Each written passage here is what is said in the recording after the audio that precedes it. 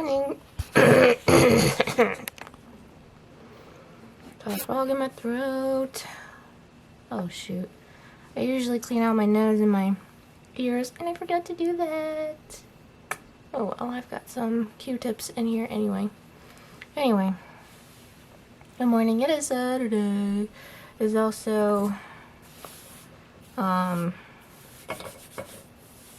going this afternoon to our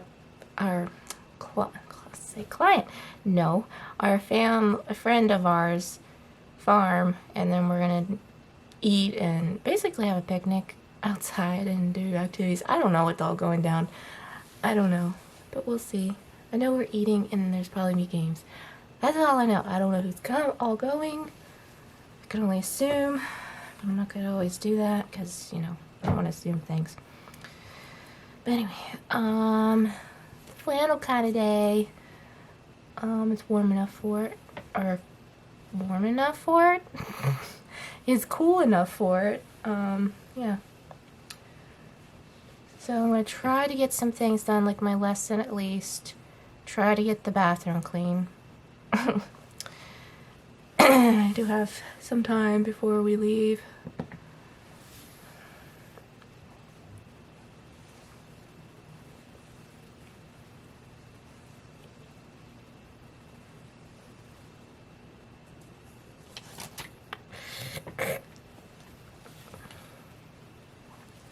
Okay, I didn't mark anything off yesterday, so I should do that. Oh, that's the same color. Don't want the same color, Chelsea. Dusted yesterday, I vacuumed yesterday, did laundry. Okay, vlogged, edit, I'm also vlogging today. Hopefully I'll get the editing done when I get home. Dollhouse, probably. Do the kids' church lesson. Alright, I'm supposed to make reminders about having kids' church during the month of December, but probably won't only have once this month, because the first Sunday I'll only have it that month. Second is communion. The third will be the Christmas program, and that we have no kids' church then. Yeah, the 4th, okay, so December 4th we'll only have it. The 11th we have communion. The 18th, which is the third Sunday, will be the actual program. 25th, obviously it's Christmas. Probably won't have any kids show up. I don't even know if we're actually having Sunday school. Probably just had a church service. And we won't have church that night. So, we'll only have it the first day of the month, so I won't have to worry too much about December. As far as kids' church, that is. So I'll only do it once. The only reason why we don't usually have it in the month of December is because, first of all the teachers get a break. Second of all, they have to practice for the program. But my children don't usually they don't take the time to practice all morning long. So I will be doing we decided to do that for my class, and even kindergarten class, even though the teacher that does usually do that doesn't want to. So I would usually have them in my class. So whoever wants to come in my class for Sunday of the month of December can come down. They just won't announce it. I'll have to make sure I'll still make a reminder, actually, because, you know, we need it.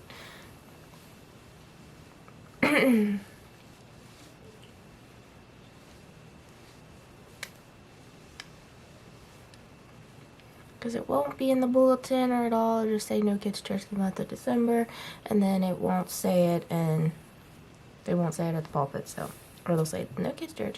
So I just need to remind the parents and grandparents of my class that, yes, even if it's not, they don't dismiss them, they can come down after praise and worship. So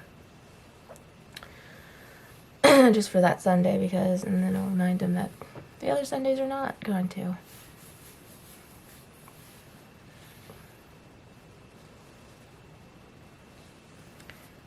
And Christmas is on a Sunday. interesting.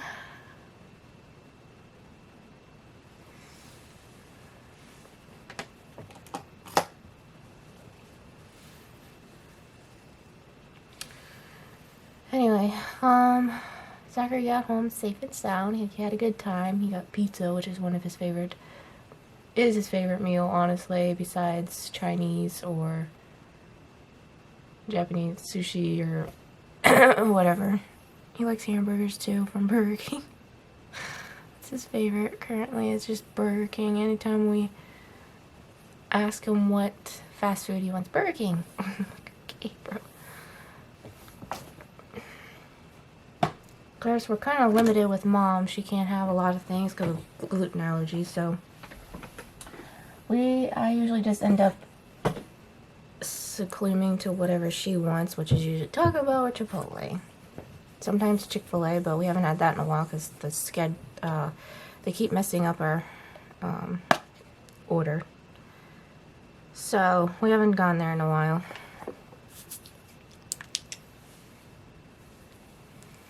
And I even missed out on their milkshakes. I missed the milkshakes so bad. I didn't get a peach one this summer. I didn't get, which were pretty good. And I didn't get, there was like an autumn festive one, and I'm like, oh, sounds so good. I don't know if it's pumpkin spice. It didn't say specifically, it said autumn spice, which is that apple flavored or is it pumpkin flavored? I don't know. Either way, I would have tried it and be like, you know? I know they're very fattening, but I really, really love Chick-fil-A's milkshakes. They're so good, especially with the whipped cream and cherry. Oh my goodness. Alright, even though I put my hair with a lot of this stuff, I'm not going to keep it down. I want to put in pigtails because I'll probably be wearing a toboggan this evening. Most likely be cold outside or get cold. So I'm gonna wear a toboggan with my outfit.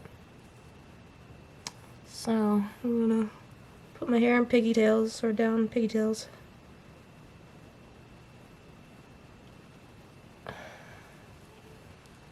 When you have a hat on, you're gonna have hat hair, and you might as well have it. Your hair, you can have your hair up, well not up, but you know, in something without it being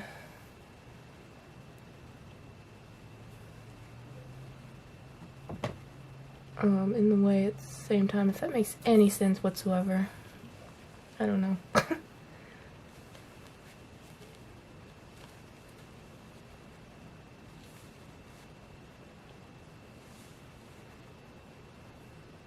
Always something wrong here. What the heck? Pardon my French. What in the world is going on here? Oh, by the way, I've decided completely not dye my hair this year. I'm just gonna let it all natural, so it's gonna look like I'm gonna have my Milky Way look for a while.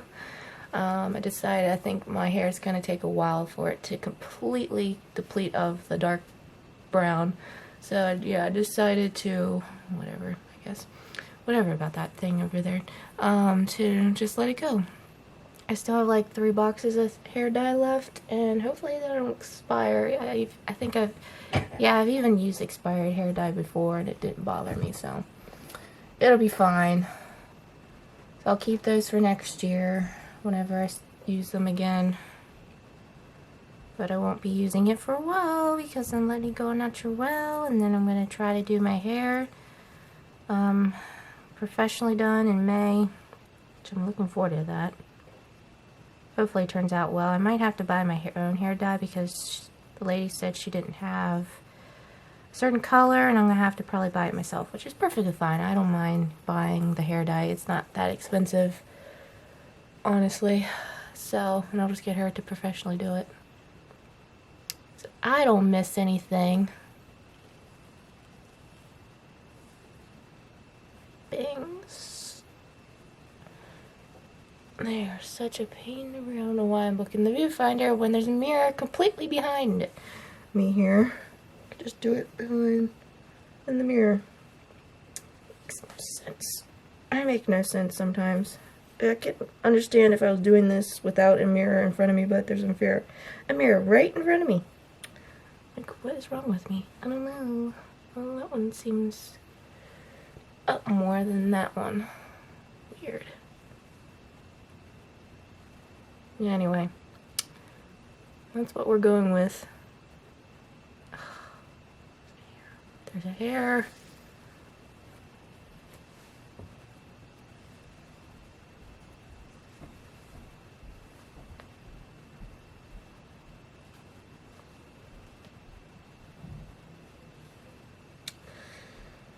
Alright, after this, I need to go clip my toenails. They've gotten too long. I don't like my toenails really long. I get my fingernails kind of long, but my toenails, I do not like that. They get too long and they don't fit right in my shoes. So, yeah, those need to be clipped. I still have the nail polish on because they put that stuff on it that just lasts forever. And I decided not to go to the nail place anymore. This will be the last time for a while. I'm gonna do it myself if I really want it done, but probably not. End up just, basically not painting my toenails again. I'm just gonna keep them trimmed and do it myself. Hopefully don't give myself any more, what are these things called? Ingrons, but I tend to do that when it cuts, because it goes all crooked, and then it gives myself ingrons, even though they don't hurt, but still. Anyway, like, you guys need to know that. I'm gonna get myself going. Hopefully I'll have time to do Bible time before I leave, and then obviously I won't be taking you guys. I'm sorry, but can't. So see you guys when I see you. Okay, got what did I get done? Got the bathroom clean, check. What else did I do? I did something else. Oh, my kitcher's lesson. Duh. Got that done, check. So, it is everybody's favorite time of the vlog, Bible time. Yeah. Still in Genesis, y'all. Still in Genesis.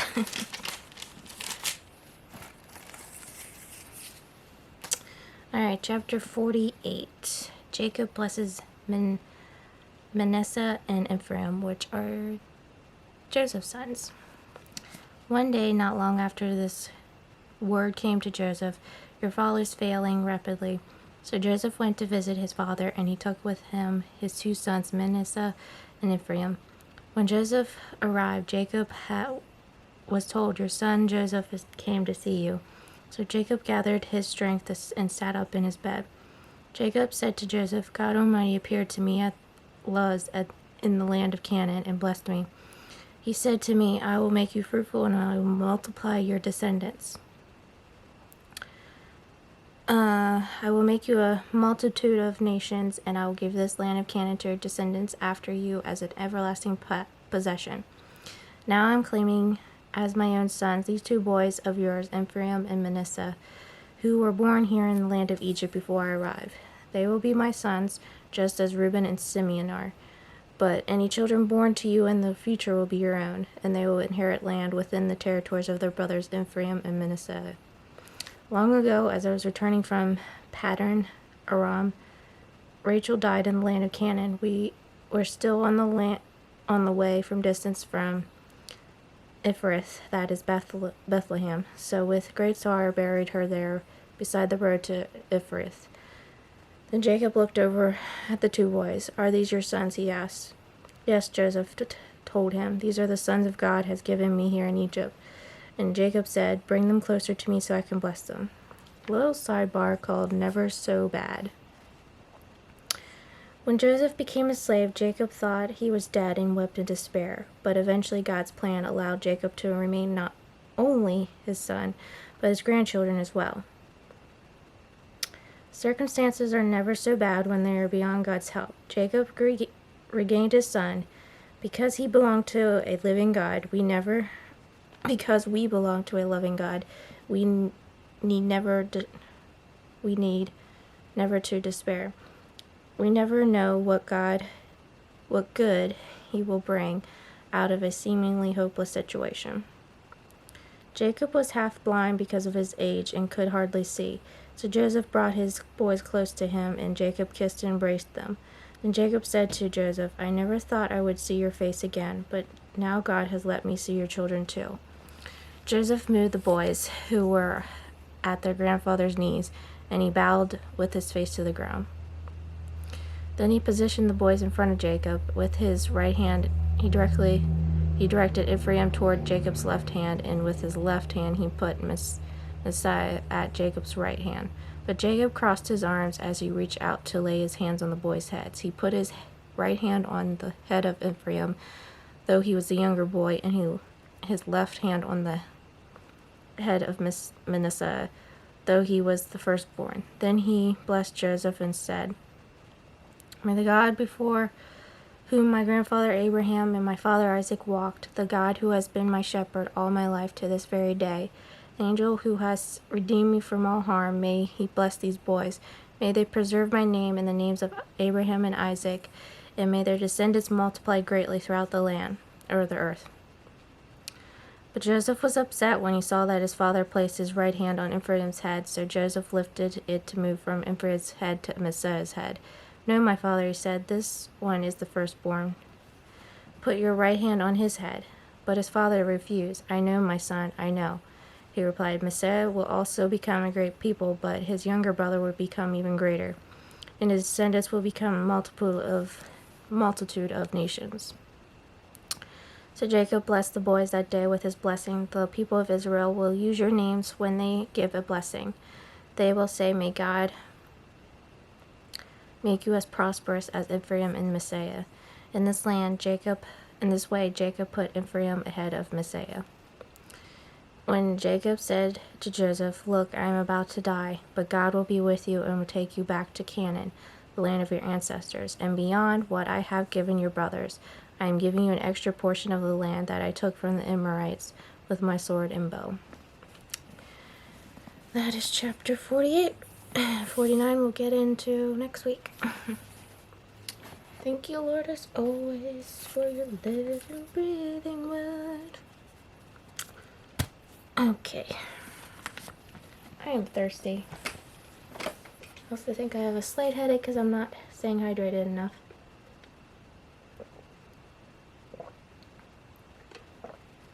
Excuse me. Alright, we'll be getting into the collective journey.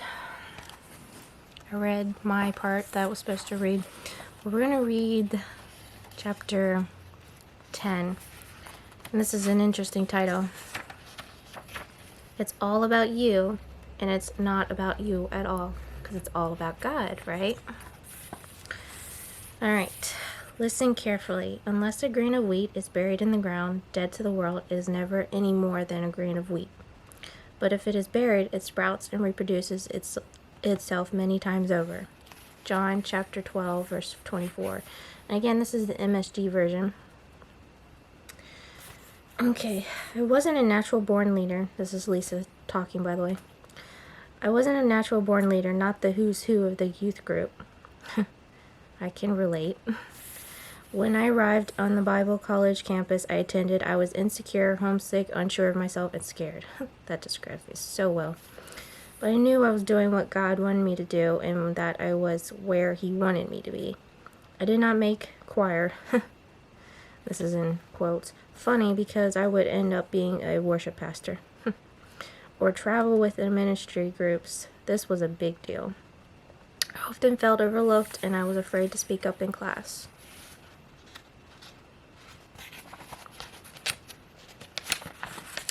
Everything changed one day when sitting in my missions class, where I remained strategically hidden for fear of being called on. Professor David Wines shared about a class project that would be completed under the direction of 5 group leaders he would select. As he called out our names, I was stunned that he chose me as one of the 5 class leaders. I thought, no, I'm not a leader. I'm not the one. I've tried to stay hidden from the group so that I am not chosen. Is he not aware that I cannot do this? That evening, I contemplated my situation. I determined the only solution was to meet with the professor the next day and plead with him to let me step aside so the group could be led by someone more capable. When the meeting took place, I came with a carefully written list of all the reasons why I should not be one of the leaders. When I finished talking, I said, "Professor Wines, you have picked the wrong person to lead the group." He responded, "No, Lisa, I have picked the right person. You just don't know it yet."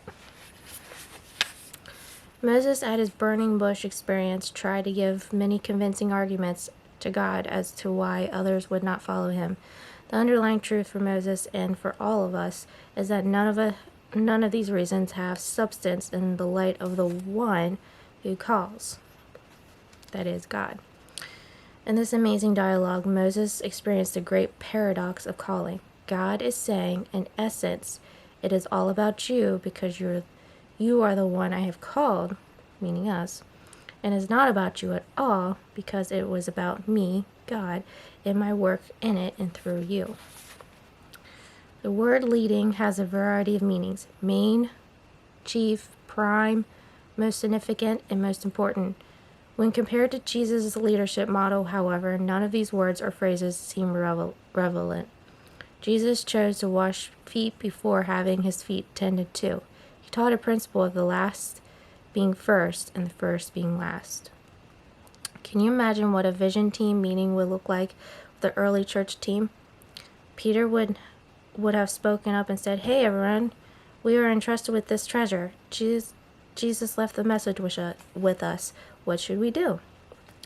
Calling requires us to lead in following Christ, and part of that requirement means dying to self. Hang on a moment, my battery's dying. Alright, that is better, fresh battery. Let's continue. Okay, I'm gonna reread some of this. Calling requires us to lead in following Christ, and part of that requirement means dying to self, taking up our cross and following Jesus. Dying happens early in the calling process, and it happens continuously. I'm a little like Peter when it comes to talking of dying. All this talk of dying, Lord, no. I don't think any of us want to really go through that, but eventually we have to. But Jesus rebuked him and said, "Get thee behind me, Satan." Luke chapter 4, verse 8. Death and dying will always remain a part of the process. Words such as selfless, sacrificing, giving, and dying are not often used words, at least not by me. The connotations of the word usually bring fear that someday God may hold me accountable for the weightiness of each word. This dying to self gospel and the less of me and more of you paradigm remains difficult to accept. Who wants to embrace hardship? No one. Embracing hardship and unwanted circumstances, however, is part of the process of dying to self. It can mean sickness, loss of a loved one, loss of finances, an unwillingness to forgive, transition, and so on. The reality remains that we need jolting out of our comfort place to die to self and lead well. In calling and leadership, you will experience many dark nights of his soul, a pigment phrase written by the 16th century priest and poet St. John of the Cross. Jesus spoke to his disciples about the hard road they would travel. In referring to this, author David Platt writes, on another occasion, right after Jesus commanded Peter for his confession of faith in him as the Christ, the Son of the living God, Jesus rebuked Peter for missing the magnitude of what this means. Like many people today, Peter wanted a Christ without a cross and a Savior without any suffering. So none of us like pain, do we? But we have to go through it, the hardships and the pain, to get to the other side, to understand what Jesus went through. So Jesus looked at Peter and the other disciples and said, "If anyone would come after me, he must deny himself and take up his cross and follow me. Whoever wants to save his life will lose it, but whoever loses his life for me will find it." The leading to follow call means having the willingness to go to the hard places, do the hard things, and allow discomfort in life for the sake of the gospel, taking up one's cross and following him, wherever this may lead and wherever the cost. For the original disciples, it cost their lives. In July 2014, my family faced the reality of death with kingdom purpose when my brother died on a missions trip to India.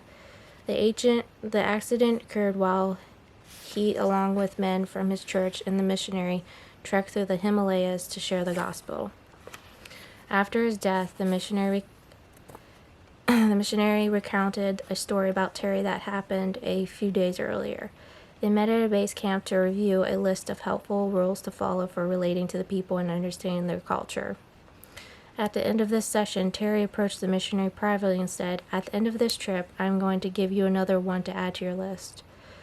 The missionary shared with us later that while he and 2 other men carried his body on a makeshift stretcher to a nearby village, the thought occurred to him that Terry had written rule number 11. It may cost your life, but are you willing to go?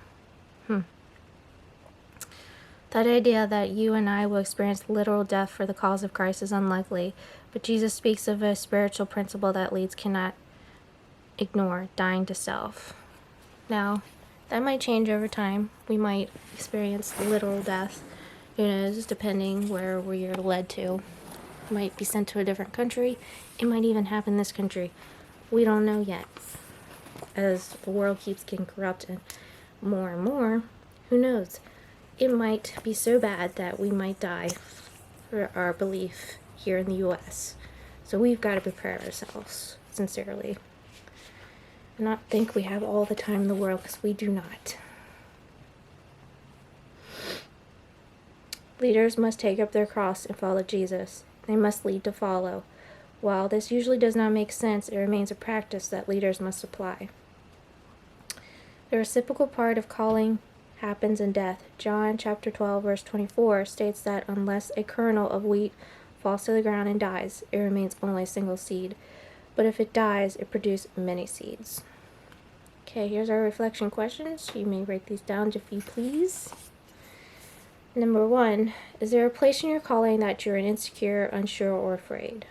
Is there a place in my calling? In some ways, yes. In some ways, no. My firm faith is in Jesus, and I know He's going to get me to the other side. But there is my human side that's saying, yes, I am scared because I don't know what the future holds. I don't know how people will respond. There's a part of me that's like iffy on that. But I am still secure in knowing that God's going to get me through the other side, no matter what. So that's something we need to think about. Is there a place in our calling that you're insecure, unsure, or afraid of? Question number 2. Take some time to pray about this matter and allow God to speak into your life about the reasons why you feel insecure and afraid. I have been doing this ever since I've been called to do what God has called me to do. So, yes, we need to take the time to pray about this situation.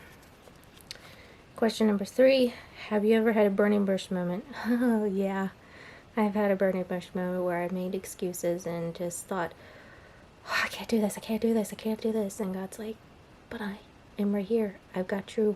I've got your back. I'm right here the entire time to help you see things through. I'm going to give you the words of wisdom, what to say. So I'm like, okay, Lord. I've had to get off my high horse a couple times. If so, write about it and share it with a friend.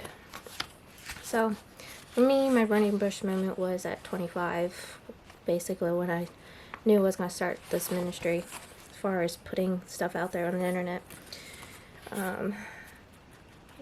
So it was really, really hard situation. I just was not equipped. I didn't think I was ready for it, and God's like, I'm preparing you for this. This is what I've called you to do, and you're just going to have to rely on me. I had to have enough faith that God was going to see me through those situations, and He has. He's been very successful. All the praise and glory goes to Him, because I had taken no glory to any of this, because without Him, I would still be the afraid little girl that just wouldn't put myself out there. And I'm still not completely over the hump of putting myself completely out there, but I am trying little by little of putting myself out there more. So, with God's help, that is. Oof. Okay. Okay, pretty much just got everything done. Don't know when. Guess we'll be leaving around 1:30 or so, probably. Because the event starts at 2, so I'm thinking, I guess depends how far out it is. I don't know if we're leaving at 1:15 to 1:30ish. I don't know. We'll see. And so, I won't be able to bring you guys. I'm sorry. Probably when I get home, I'll probably do the outro. I don't think we'll stay very long, but give you some updates when I get back. So I'll see you guys later. Okay guys, I'm back. It's evening. As you can tell, I got sunburned. Yeah, I did get sunburned today. It got pretty warm where we're at. Let there be light. So we had a good time. Unfortunately, Mama Bear couldn't come. She had a lot of homework, and unfortunately, she couldn't get done. She had a meltdown.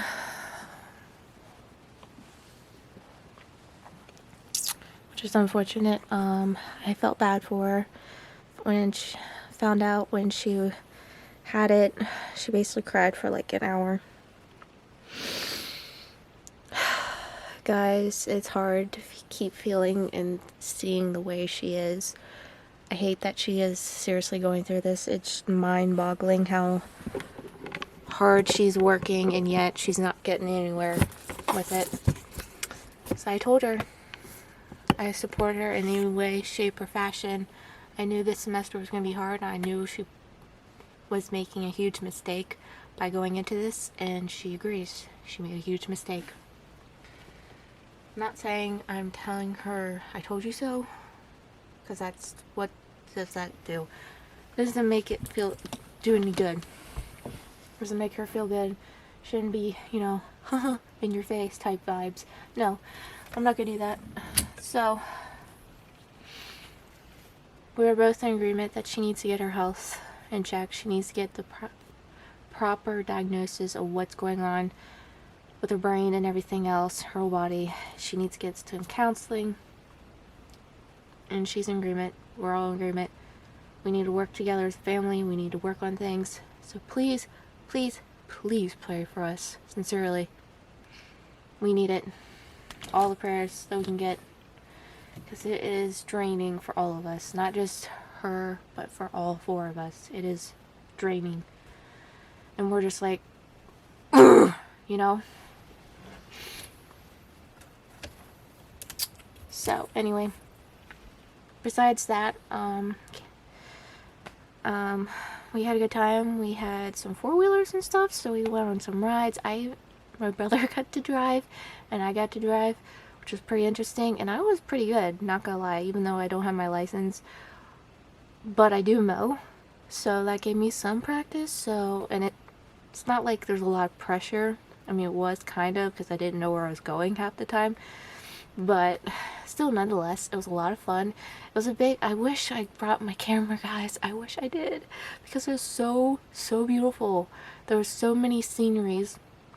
Okay, so it's like 15, 20-ish minutes from where we live. And it's past our church. It's into Pennsylvania. Can't tell you where exactly, but if you've been to our church, you know what I'm talking about. But if you don't, I'm sorry. Just gonna take my word for it. But it's past our church a bit, and it's a big open field where it's just, oh my gosh, it's just so, so beautiful where we were at. We had campfires going on, we had a big buffet table, had games playing on, and we had different 4-wheelers we could play on, get on and ride around the property. I think the lady said, they said that she has 180 acres. That's insane. And it was just magnificent. I wish I brought my camera. Guys, I wish I did, just to take some scenery pics. Obviously, I wouldn't have done any pictures showing people or anything, but the scenery, oh, so beautiful. So that's one thing I regret doing, not bringing my camera. But overall, we had a good time. I came home, I talked with Mom a little bit, just kind of helped settle her, just hear her talk her out, helps her feel better. She had her crying jig. She let it out, talked with me, and I just kind of, you know, interact with her, and it kind of helps her. Like I said, I'm her Robin to her Batman. I am the one that helps and is there for her when she sincerely needs it. So I was there for her, spent some time with her. Feel like, I'm hoping and praying she sleeps well tonight. What am I doing in here? Oh, I need an outfit for tomorrow because tomorrow's Sunday. I probably won't be editing this video. It's good. Blah, blah. Take forever, and I want to watch something before I go to bed.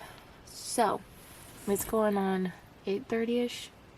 Going on 9 probably. I don't know, something like that. Oh shoot, what am I gonna wear? Decisions. Kind of annoyed when I can't think of what I'm gonna wear tomorrow or what to wear. Ooh, excuse me. Can't wear these. I've already worn them. I don't particularly like wearing this anymore. This one makes me look like I'm preggo, which I'm not. I got that belly that I don't know what is with my stomach. It just looks like I have a pregnant belly. Like I'm in my first or second trimester. I'm not, by the way. I'm not. There's no 2 rings on my finger. I don't have a man in my life. There's no hanky-panky, nothing going on. So why do I look this way? I'm just fat, y'all. Let's face the facts. I'm just fat. That's just a fact. That's the way it is. But it's, for some reason, it makes me look preggo in certain clothing, and I have to hide the blubber. I can't always hide it, but I try to. Especially when it comes to sweaters and stuff like that. So I don't want to wear that one. This one supposedly see-through. That's more of a spring dress versus winter. Did I wear this last week? No, I wore that one. So I guess I'll wear my skirt. My fall skirt. What shirt? What shirt should I wear?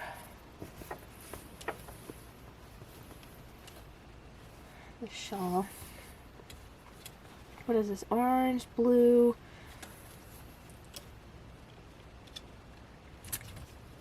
This one? Yeah, I'll wear this one. And let's see.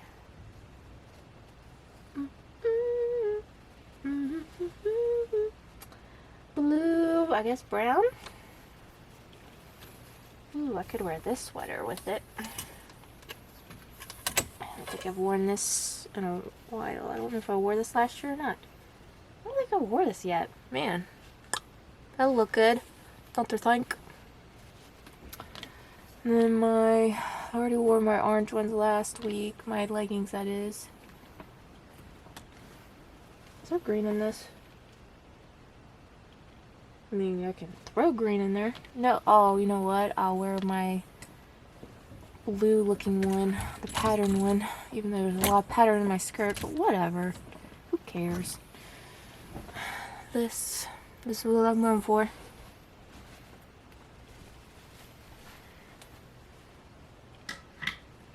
Voila. I guess my go-to boots. I used to wear these all the time. I don't wear those anymore. So I'll wear my go-to boots. So yeah, that's what's been my evening. So, sorry guys you didn't get to come with me. I should have brought you, but I didn't. Had a good time though, nonetheless. So, hope you guys enjoyed the vlog. As always, keep on smiling, stay positive. I love you guys. Jesus loves you, and I'll see you guys next time. Keep on praying for us, y'all. We're hanging in there, but only by a thread. Only by a thread. I know God's faithful. He's going to see us through. Hallelujah. I declare it in the name of Jesus. Hallelujah. Proclaim it. But please continue to pray for us, y'all. I appreciated all the prayers. Thank you, and good night.